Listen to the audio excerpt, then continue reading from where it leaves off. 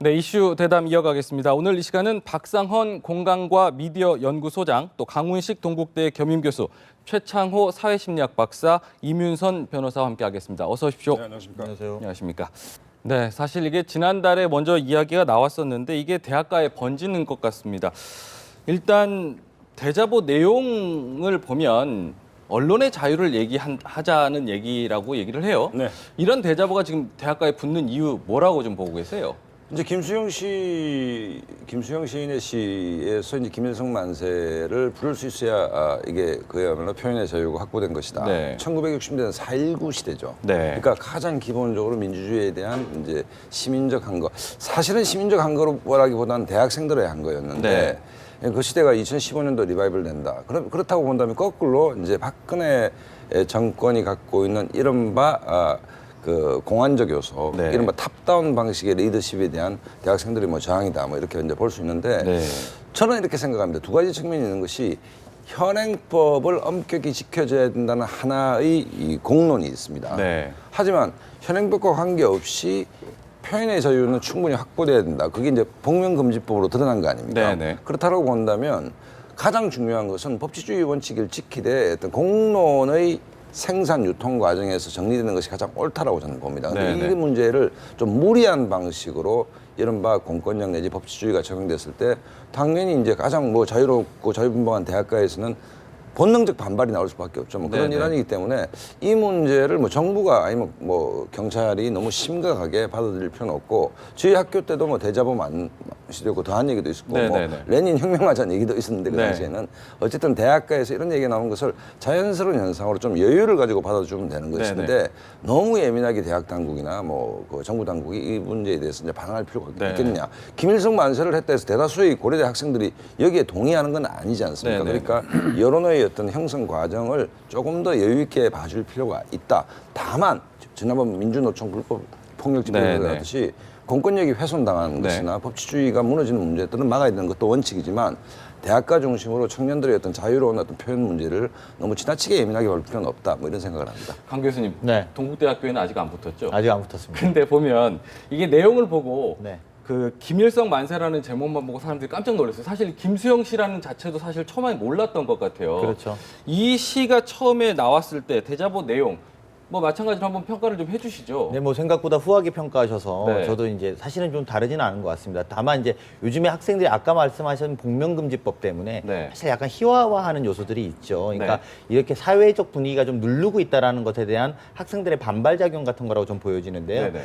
이를테면 여기 이제 김일성 만세도 카운트 김일성 온리 이렇게 써놨어요. 네네. 밑에다가 김일성 만세 이렇게 돼 있거든요. 그러니까 뭐냐면 이 자체를 가지고 다 웃고 있는 거죠. 그러니까 네네. 뭐냐면 이것을 우리가 편안하게 말 못하는 세상에 대해서 비웃는 거고 이게 만약에 국가보안법 위반이라면 그럼 전두환 만세도 우리가 할게 이렇게 나오고 있는 거거든요. 네네. 그러니까 이것은 아무래도 제가 볼 때 기성세대에 대한 어떤 사회적 프레셔에 대한 학생들의 반발 그리고 이런 표출에 대해서 오히려 자연스럽게 기성세대가 받아줄 때 그들도 좀 여기에 순화될 수 있는 문제다. 네네. 그리고 이제 어쨌든 대한민국이 그 정도의 자신감을 가져도 되는 과거와 같이 이념의 대립이 세고 뭐 소위 공산주의가 맞냐 자본주의가 맞냐 이런 것들이 참여할 때는 네. 이런 이야기하면 이게 나라가 어떻게 될지 몰라 이렇게 두려워하지만 지금 뭐 이런 이야기 한다고 크게 동요하겠습니까? 네네. 오히려 이제 김수영 씨가 평생을 살면서 레드 컴플렉스에 굉장히 지쳐 있었던 분이니까 그분의 어떤 그 시가 지금 와서 재조명 받는 것에 대한 기성세대의 반성이 오히려 따라야 되는 대목가 아닌가 네. 이런 생각이 듭니다.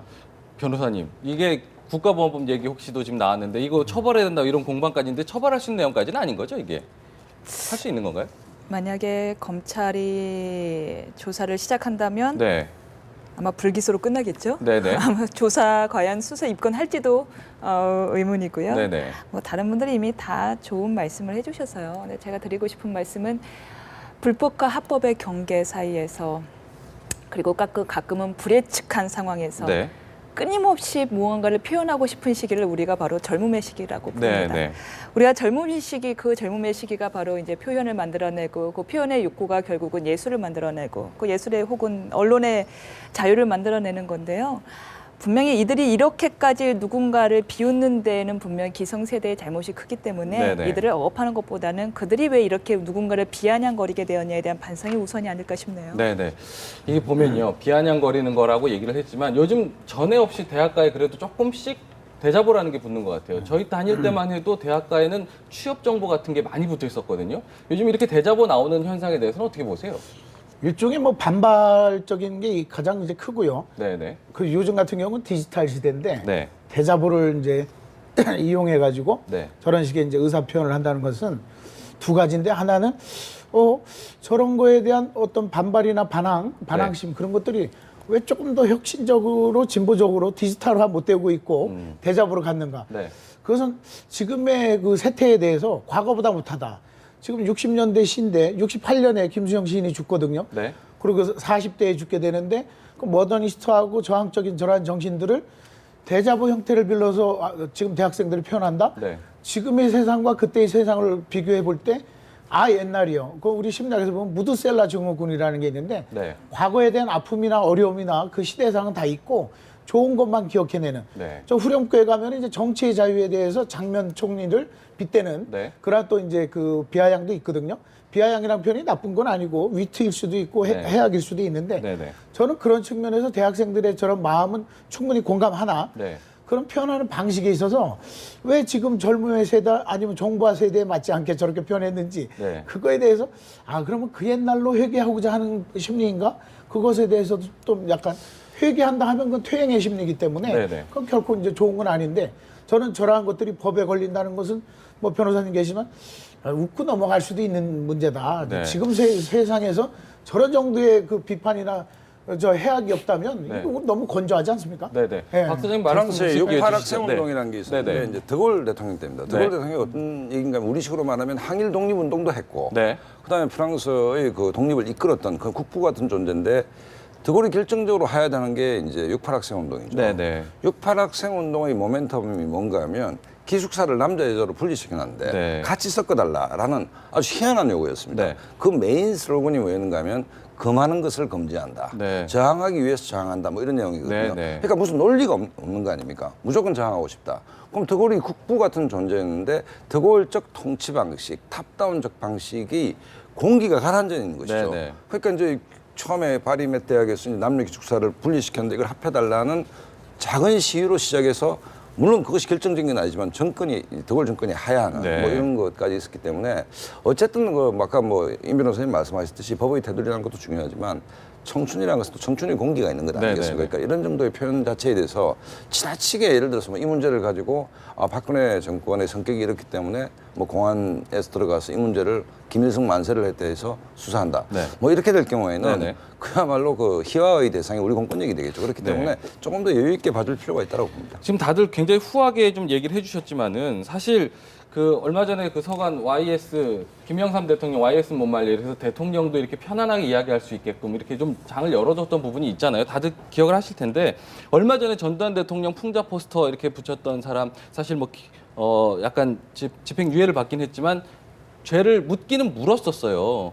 이런 부분에 있어서 여러 가지 면에서 표현을 좀 억압하는 분위기 때문에 그런 것 아니냐 이런 지적들 계속 있어요. 김수영 선생의 그러니까 네. 문학 비평하는 사람들은 다 반드시 봐야 될 게 네. 시가 아니고 그 사람의 시론이 하나 있습니다. 네. 그게 제목이 뭔가 누이야 풍자가 아니면 자살이다라는 네. 유명한 어떤 건데 그러니까 풍자라는 것은 뭐냐면 그러니까 풍자의 자유야말로 표현의 자유의 핵심이라는 것이죠. 네, 네. 그러니까 풍자의 대상이 성역화될 수는 없다는 것이죠. 그리고 네.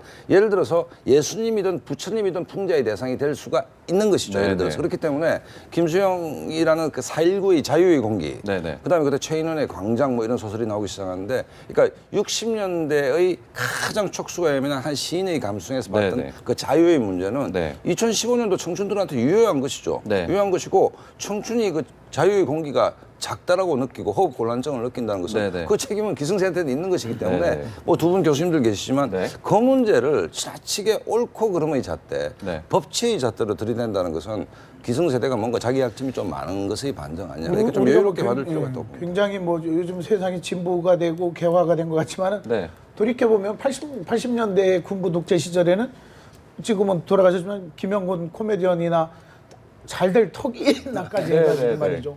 근데 지금 우차사나 개그 콘서트에 정치 풍자 코너가 하나도 없어요. 네. 어두워요.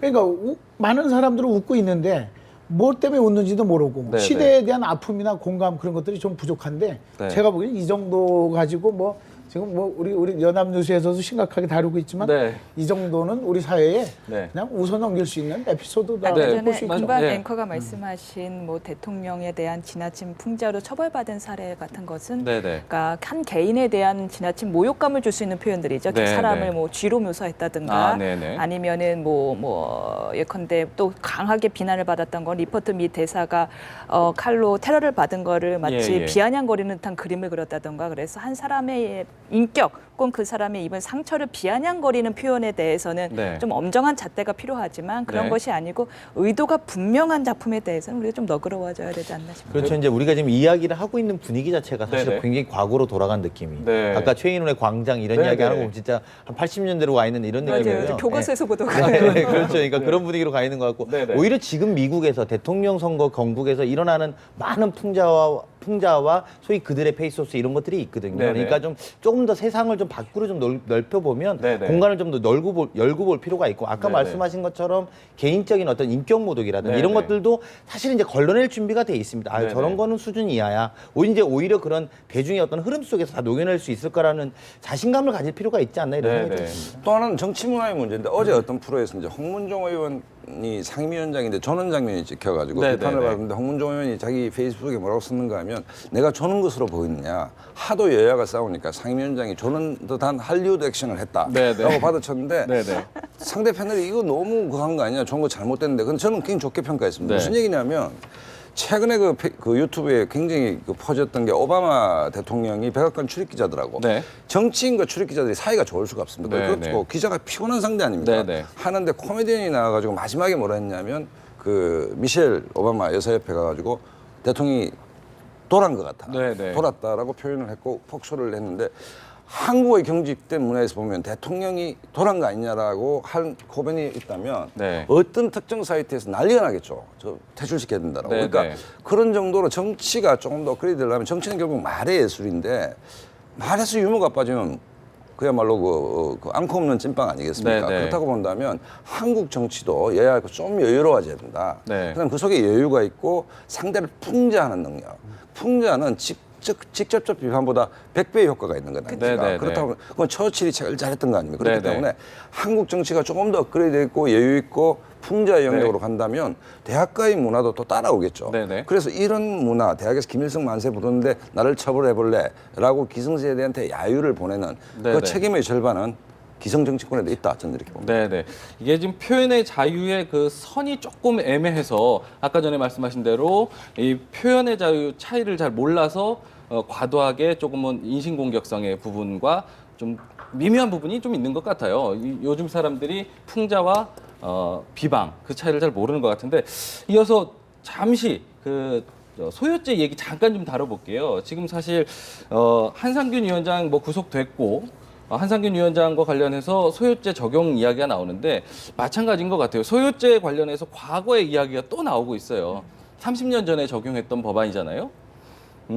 만약 저에게 소유죄의 구성 요건에 대해서 지금 물어보시는 거라면 네. 제 답은 네. 잘 모릅니다입니다. 네네. 왜냐하면 네네. 저도 사실 준비를 할 때 네. 소유죄 공부를 특별히 한 적이 없어요. 네. 왜냐하면 사문화된 법이라고 해서 거의 이제 죽을 사자죠. 네네. 사문화된 법이라고 해서 특별히 공부한 적이 없는 법입니다. 네네. 뭐 구성 요건을 굳이 따지자면 다중이 처음부터 아주 폭동 같은 걸 의도해 갖고는 다중이 한꺼번에 폭행을 하고 협박을 하는 한마디로 폭동이 일어난 것을 소유죄라고 네네. 합니다. 그러다 보니까 별도로 폭행 협박죄로는 처벌을 안 해요. 네. 그 말은 소유죄 일으키는 것 자체가 굉장히 중범죄라는 이야기고 그래서 네. 중하게 처벌을 합니다. 네네. 1년 이상의 징역에 10년 이하의 징역까지 가죠. 네. 당연히 집시법보다는 중하게 처벌을 하니까 이번에 그 사문화된 법을 한번 이렇게 뒤적뒤적 거려서 한번 네네. 적용해 볼까 하는 네네. 건데요.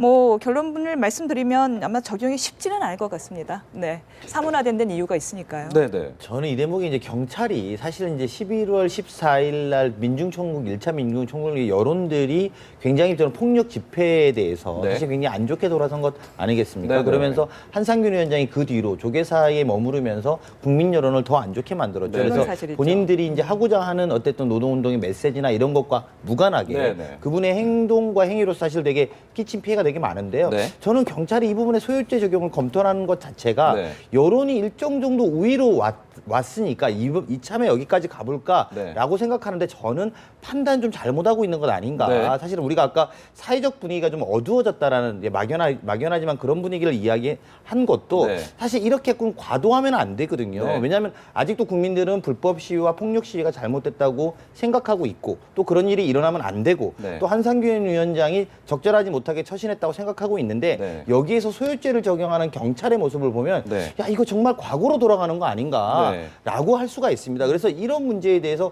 검토하는 것 자체를 그러니까 네. 경찰의 자신감 뭐 이런 것들은 좋습니다만 검토하는 것 자체가 이렇게 나와서 또 예를 들면 시민들이나 국민들의 어떤 여론의 동향을 좀 파악하는 거라면 저는 과감하게 정리하는 게 옳다 이런 생각이 좀 듭니다. 네, 일단 그러니까 이제 법원의 판단을 좀 지켜봐야 될 것 같습니다. 굳이 그 법을 좀 적용할지 여부에 대해서요. 이상 이번 주제 여기까지 다뤄보고요. 다음 주제 살펴보겠습니다.